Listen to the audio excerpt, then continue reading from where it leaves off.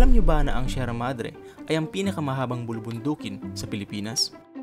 Ito ay may tinatayang nasa 500 kilometro ang haba magmula sa probinsya ng Cagayan, pababa ng probinsya ng Quezon, na halos sakupin na nito ang buong silangang Luzon.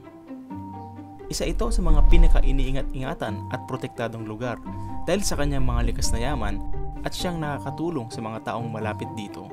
Ito rin ang siyang nagsisilbi nating panangga sa mga malalakas na bagyo na nagmumula sa karagatan ng Pasipiko dahil nakakatulong itong mapahina at mabawasan ang dalang ulan at hangin ng isang bagyo.